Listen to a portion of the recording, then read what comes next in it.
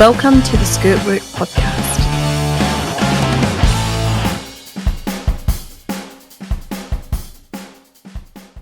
Welcome back to SkirtWork. I'm Lisa Johnson. And I am still Manda Milling.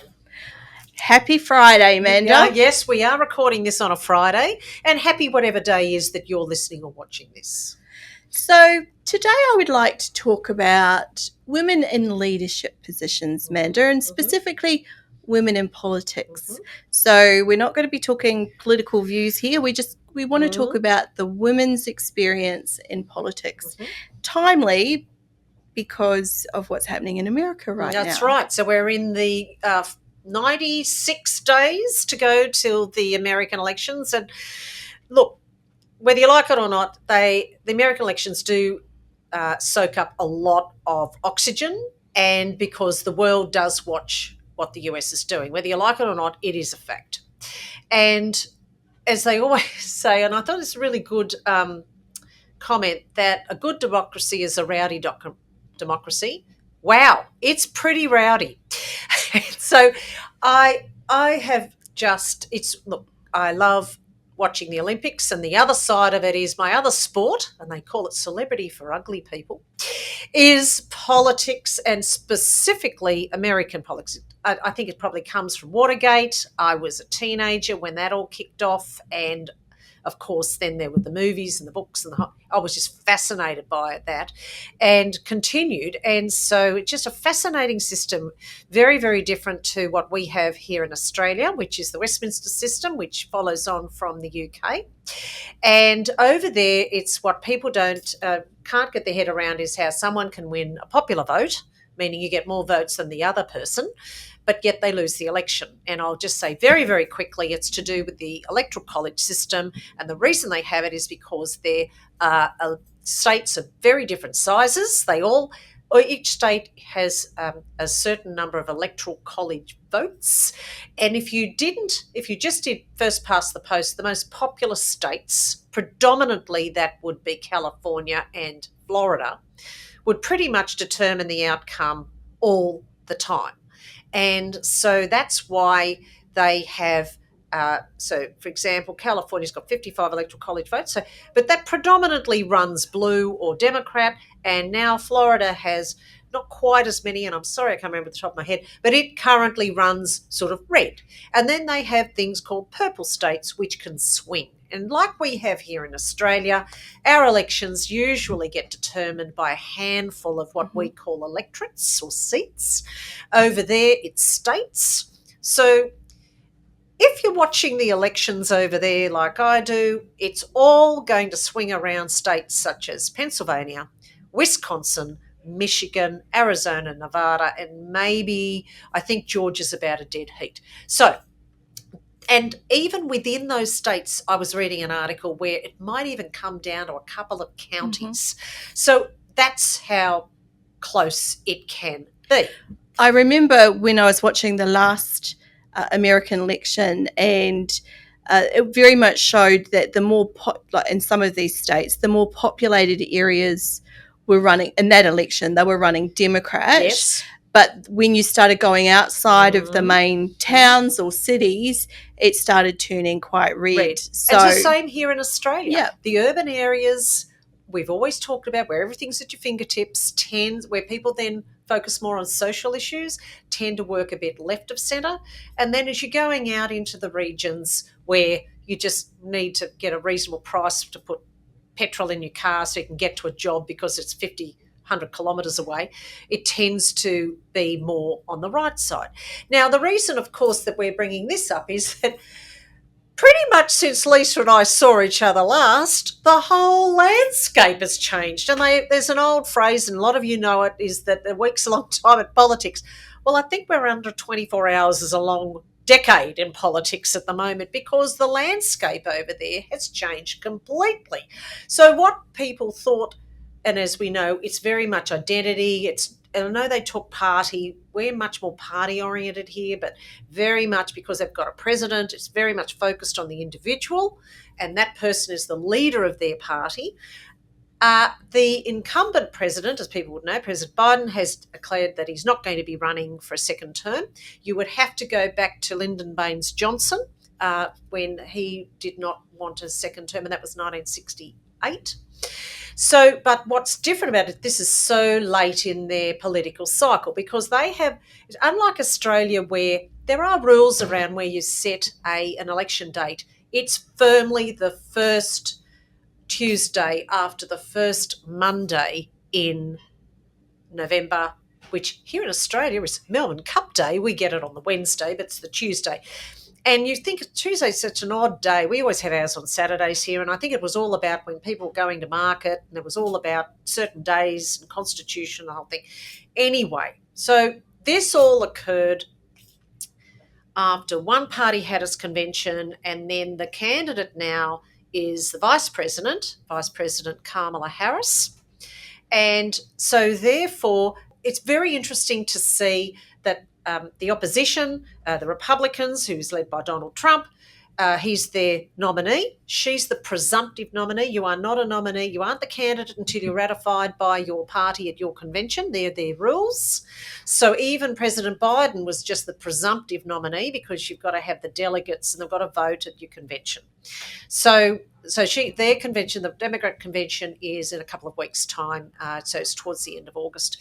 The big thing too is at the moment what people are second guessing is who will be her running mate. That's always former President Trump named a senator from Ohio, J.D. Vance, a couple of weeks ago. So he's going through a baptism of fire at the moment.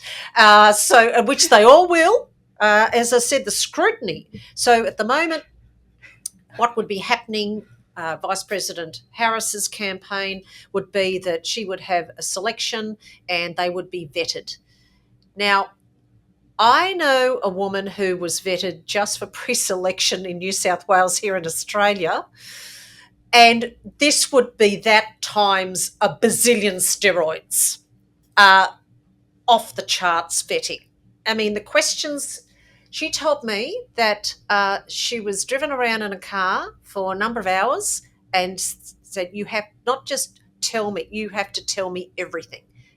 Everything you've never told probably your partner, everything. Absolutely everything about your life.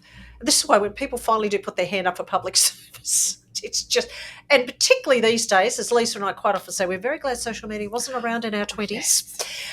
Very, very relieved. But this is everything. This is just lay your whole life in front of me. And this was just for something that for most of you would not even have heard of, very inconspicuous. And I know the parties in Australia do that.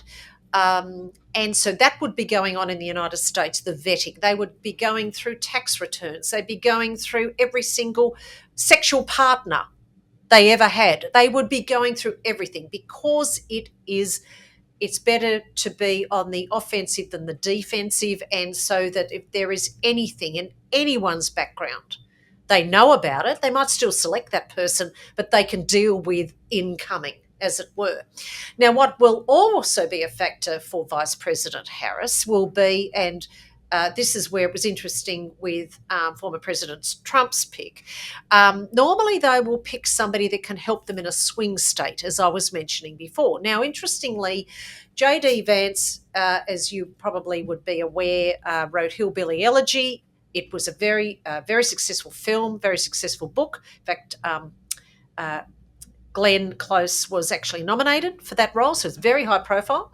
And he had a very interesting backstory, but he's a senator from Ohio, and really it used to be a bit of a bellwether state, but it tends to now run red, meaning Republican. So really not more votes to, I mean, if they lost Ohio, that would be really amazing.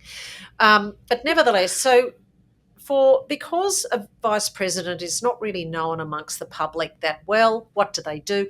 She will pick, and it will be to balance the ticket, whether people like it or not. It will be a straight white male. It will be. But probably even more importantly than that, you say, why should that matter? Well, it is all about identity and the whole thing. But it will also be somebody from a swing state. There's certain favourites, and as I say this, if I said the names, I might get it wrong, but my money if I was a betting woman, would be on Josh Shapiro from Pennsylvania.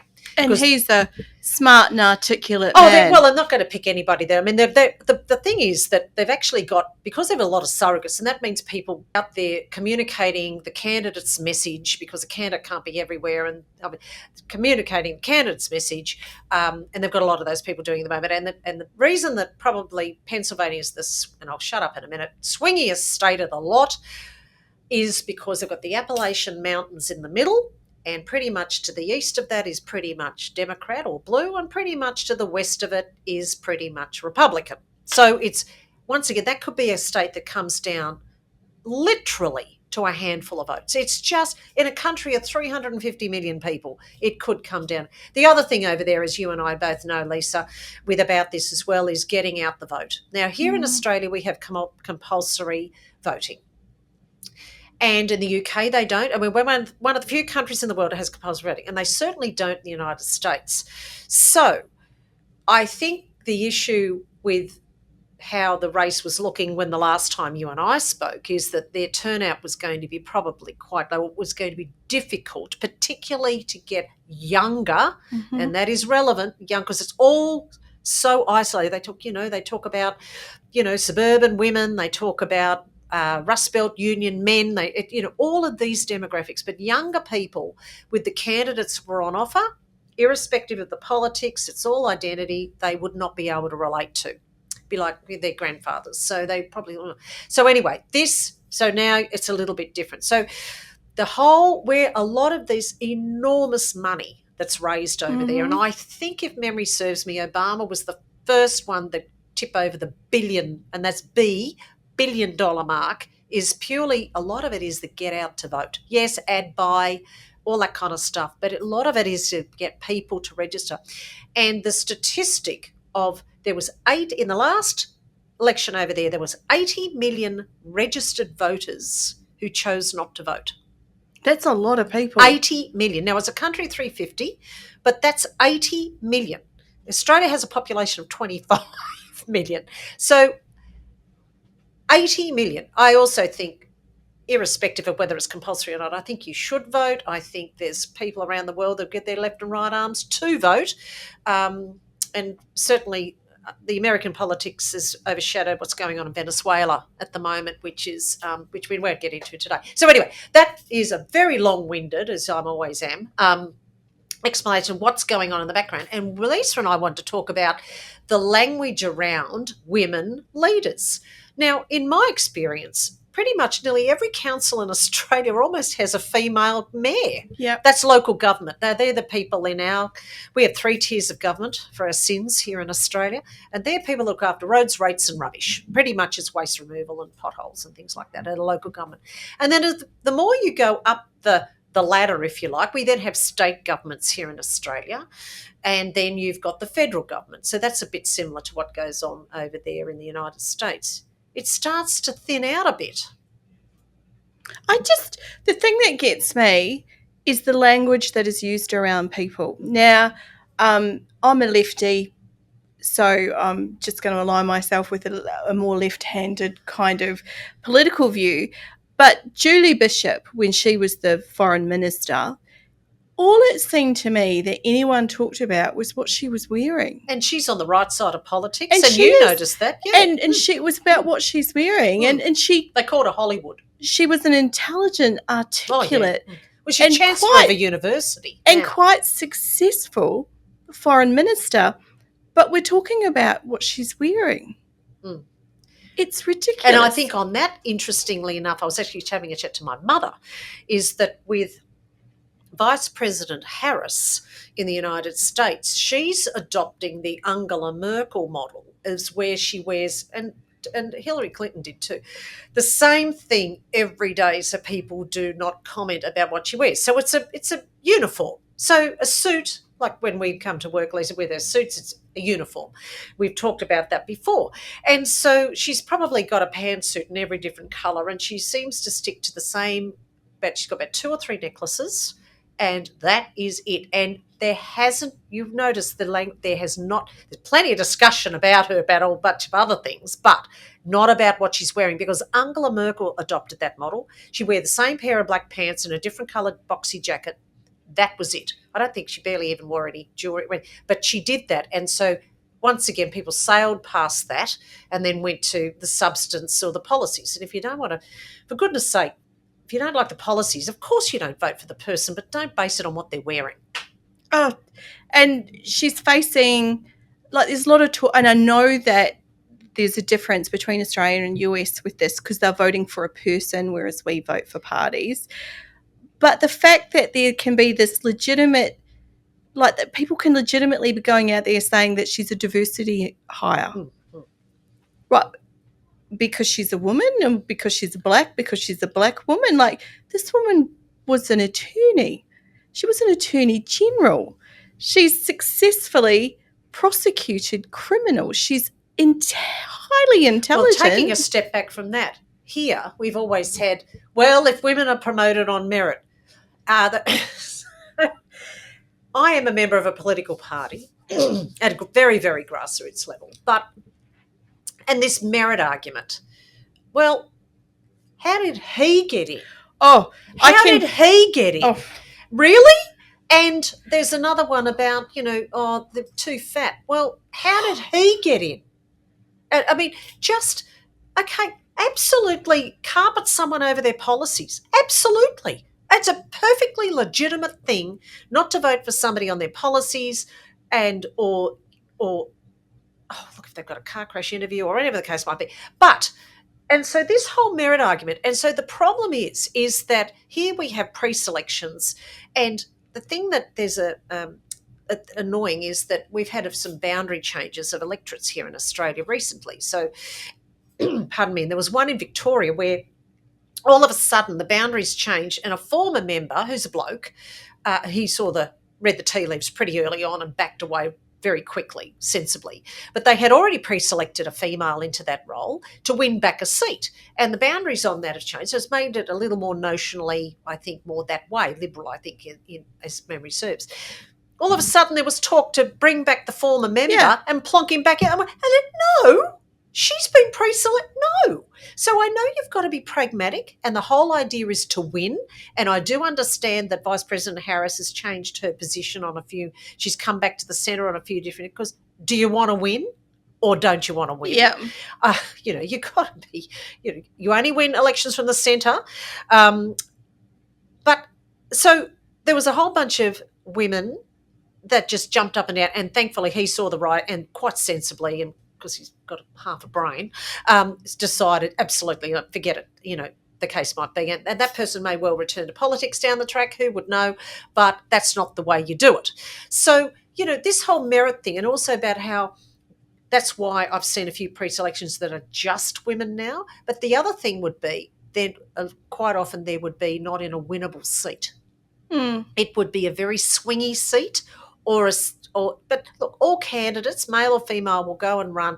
So if you're in one side of politics, you'll probably cut your teeth and get some experience going and running in a seat that, the Prime Minister that's in the opposite party to you, and you're never ever going to win it, but that's how they cut their teeth, and vice versa. That's what they do. But if you're in a swingy seat, or if you like even a safe seat, well, that's where the numbers will go for the bloke. There just seems to be... And then they'll say, but that was the best candidate. Well, really? And they seem to ignore that pre-selection process in some cases. It's kind of like these people have gone through the vetting, they've gone through it, they've got the support of their local members, and then someone will come in, oh, no, I want to give Andrew a job, so we're going to pop him in there. But also, I've also heard the argument look, it's becoming less. And we're not poor, woe is us or whatever, just pointing out there are differences that we pick up, being of the female persuasion.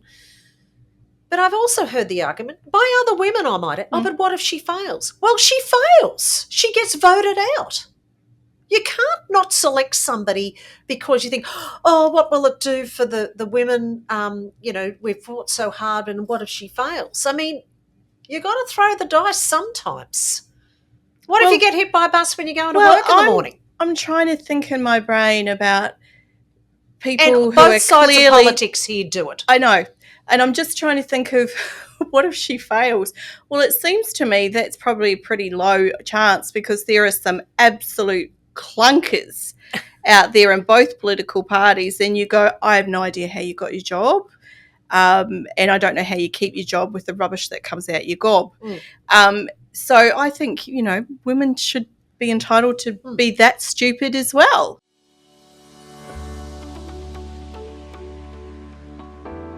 At P2P, you will have a tailored consultant that has an expert knowledge in a particular industry. We have great technology in place. We have a really great relationships with lots of different clients and a lot of candidates in the market. We have specialist consultants within the team. Internationally recognised, so there is an opportunity to collaborate with many different branches. But from a proactive perspective, we are able to answer clients' needs. I'm really proud of what we stand for and how we operate. We always operate with integrity, professionalism, and we really pride ourselves on providing the best service to our client.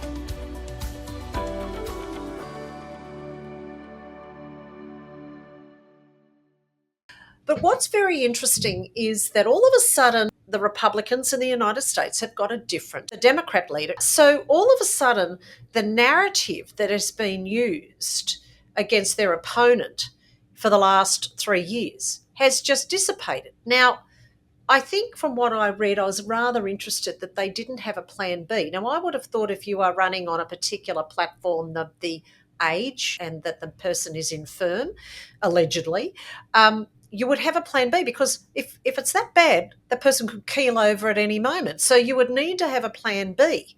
It's a bit like when you are doing legislation here in Australia and you're waiting for the High Court to make a decision. You can't second guess them. It can go this way or that way, but you've got to have war game both scenarios. Exactly right. So this is why they do call political officers a fabulous documentary back for the Clinton years. I'd highly recommend, well, if you're really an absolute tragic like me, it's called The War Room. And James Carville was Bill Clinton's campaign manager, and it just showed behind the scenes. It was one of those, we're used to fly on the wall documentaries now, but it was unusual at the time, given that he was elected in 92. So that was unusual. So anyway, they war game everything. So all of a sudden, all the talking points and the attack lines, which is perfectly legitimate, are all different.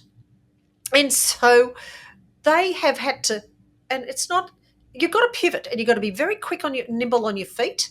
And I think it's been a bit like a cruise liner, taken a long time to turn around, to pivot. I'm not saying one place is right or one place is wrong. You've just got to be able to pivot to a different scenario. If all of a sudden your candidate's different, and there were debates organised, and then, obviously it's all one-upmanship and gamesmanship, and one person saying, I'm not going to debate because I don't know, you might change your nominee again. Well, can I just point out that the nominee wasn't fixed because the convention hadn't been held? So it's all about timing, and I would humbly suggest that probably President Biden probably made the decision to probably step down after the debate. I would suggest, which was, well, let's face it, was terrible, but they've timed it.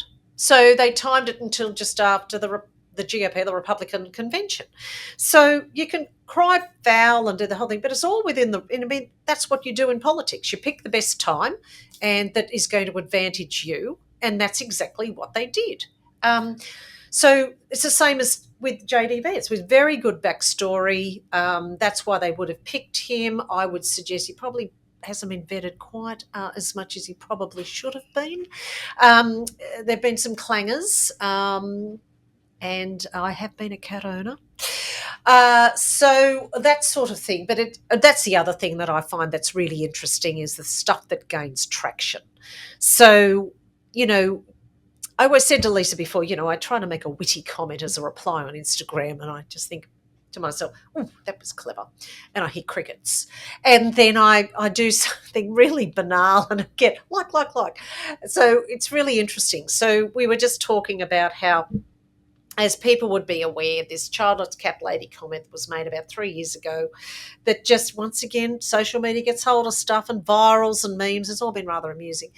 I'm sure horrifying but then so that has been interesting.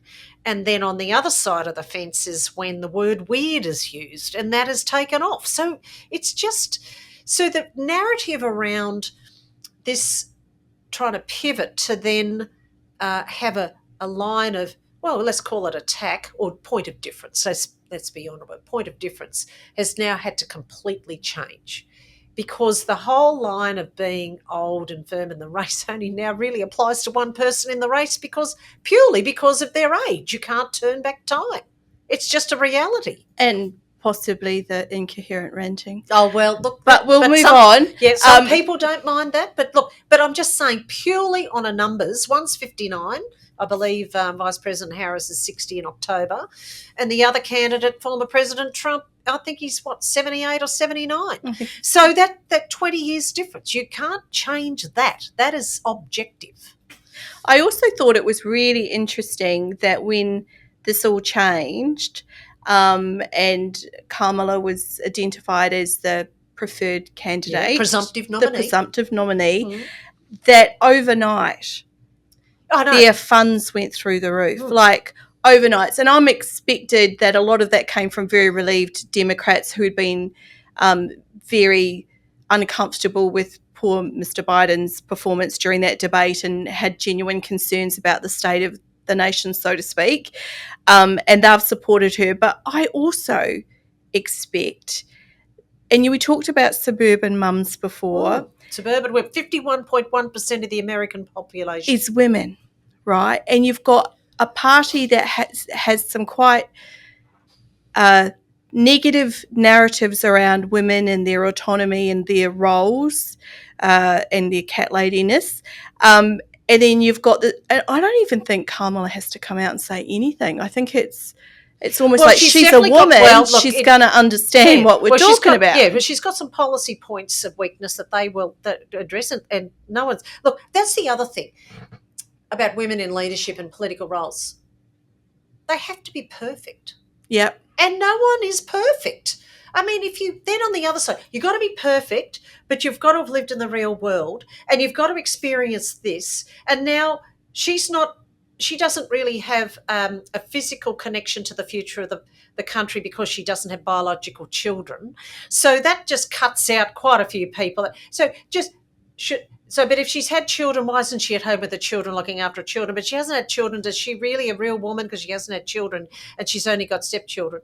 And then this just goes backwards and forwards. We had it here a classic photo here in Australia was of a Labor Prime Minister, Julia Gillard. And I didn't agree with her policy platform. But boy, I loathed some of the narrative. She was first female Prime Minister. Now, she toppled a sitting Prime Minister. We have leaders of parties. You vote for parties, and a leader of that party can be voted by the members of that party, the government, anytime they like.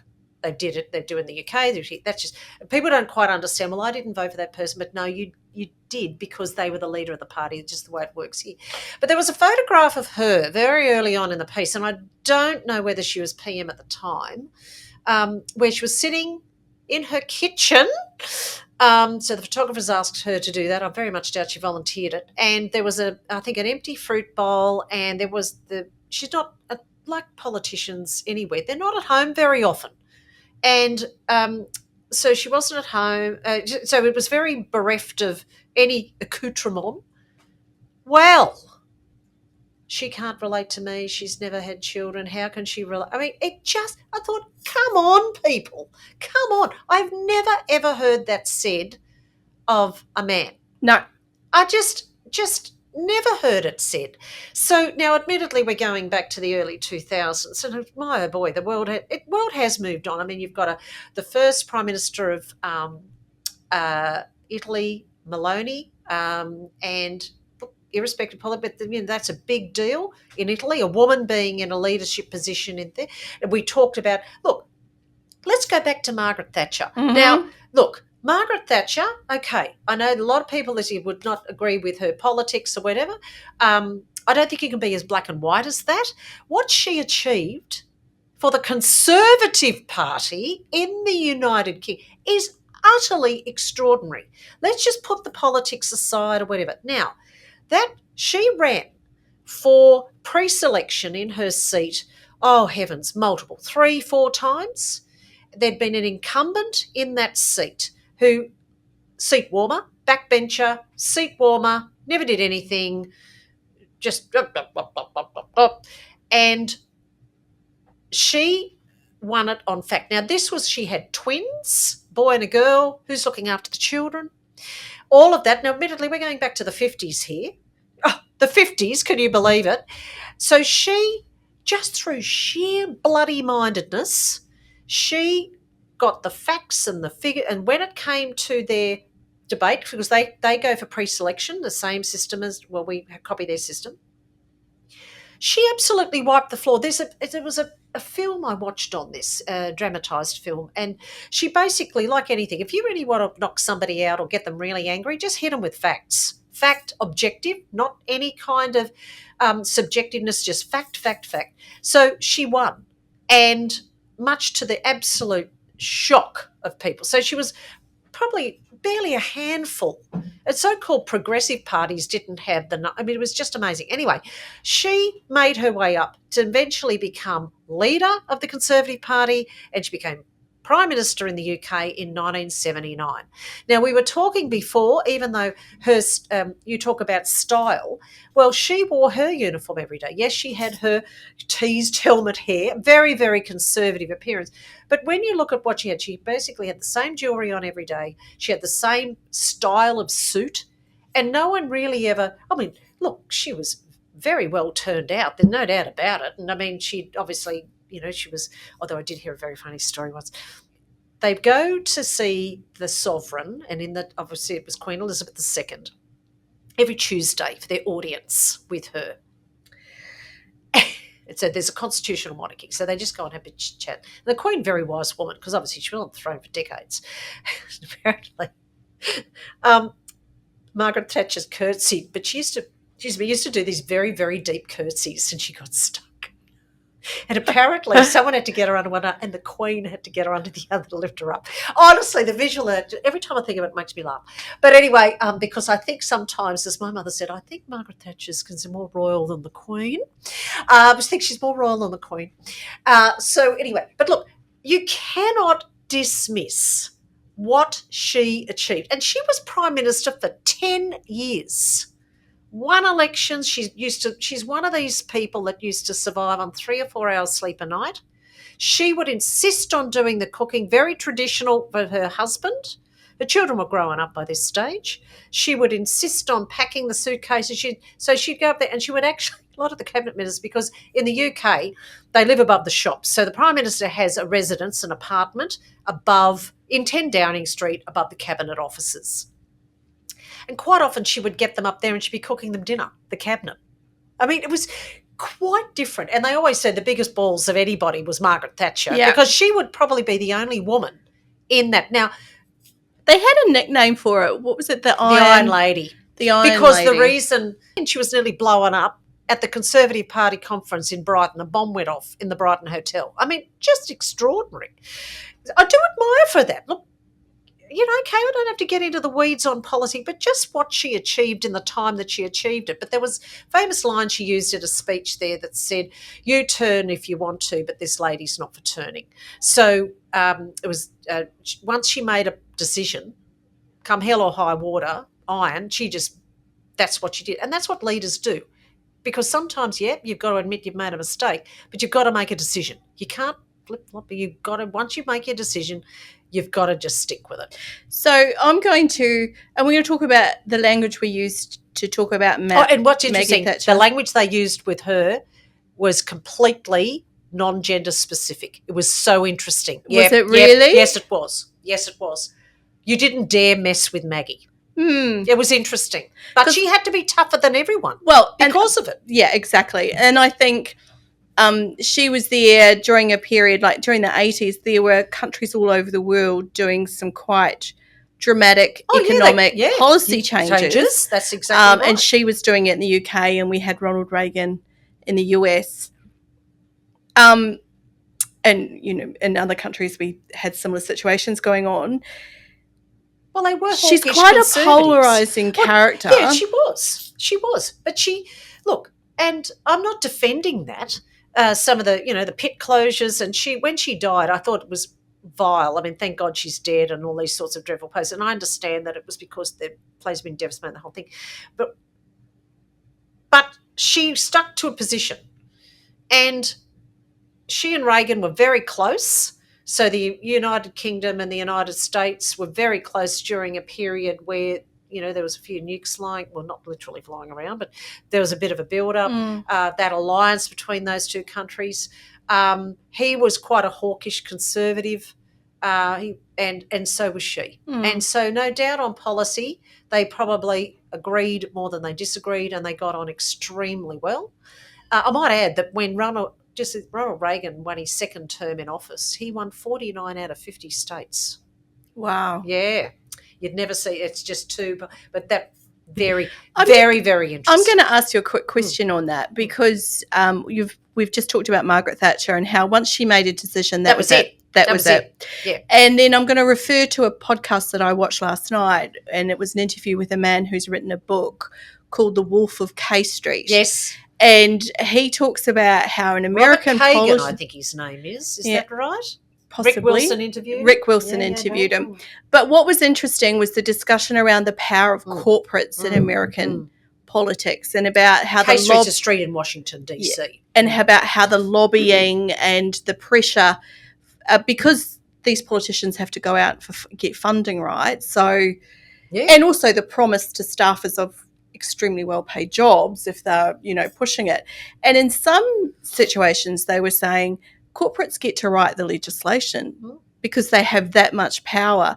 So, you know, you would have a party coming in and promising everything, and then they talked about Joe Biden with particular policy, and I can't remember it. He was campaigning on it in the last election, comes in, radio silence. And it will be because of the pressure from corporate to not change or to not do what he was doing. Well, we know money talks, doesn't it, Lisa? So and clearly, you're not going to donate with something without getting something in return, are you? So clearly, in the UK, at least at that point, that was not an issue. No, corporates, and they have different donor rules, like we do here. But the way they get around it, and I love the human condition, there's always a workaround. So there is a limit on what an individual can donate in the United States, and you have to be an American.